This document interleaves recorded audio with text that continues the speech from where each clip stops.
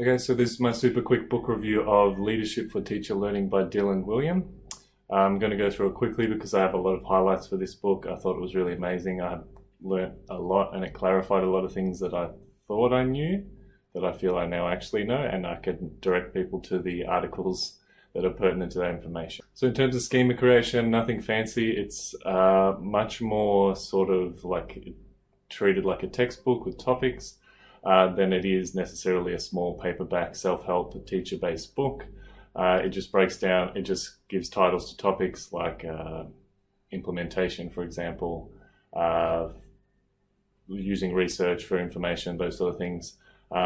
So there's nothing fancy really here, but that doesn't, in my opinion, detract from the strength of the book. In terms of arguments and points, I really, like I said before, I felt that I, at some level, understood or knew most of the things, but having him point out and explain the evidence he uses, and in most cases it was evidence that I was vaguely familiar with and knew I should have probably read, or I was recognizing the names of scholars that he provided, which was a really exciting thing. I support pretty much everything he says, which is perhaps challenging at this point. The illustrations and the examples were of varied quality. Obviously, being a teacher himself, the examples and the illustrations were things that you could really understand and comprehend clearly, and they didn't seem kind of naff or out of place. He kind of earned and displayed his teacher stripes. So he says the teacher is something we value quite strictly. Who is a teacher and who isn't, who's in and who is out rather.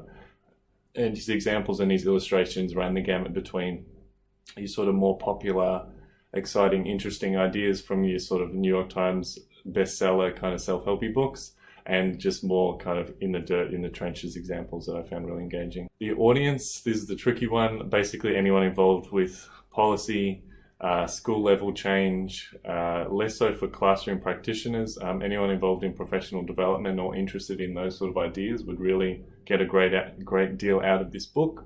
But it's not your entry-level teacher book in the way that the earlier Why Don't Students Like School book may be more appropriate for the kind of newer teacher.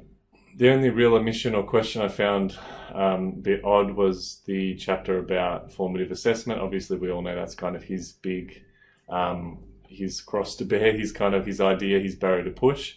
And so as a result of kind of the breadth, the shortness of the book, he moved pretty quickly from how some other ideas were crap, and those were brain gym and learning styles, which are relatively easy targets, low-hanging fruit, so to speak.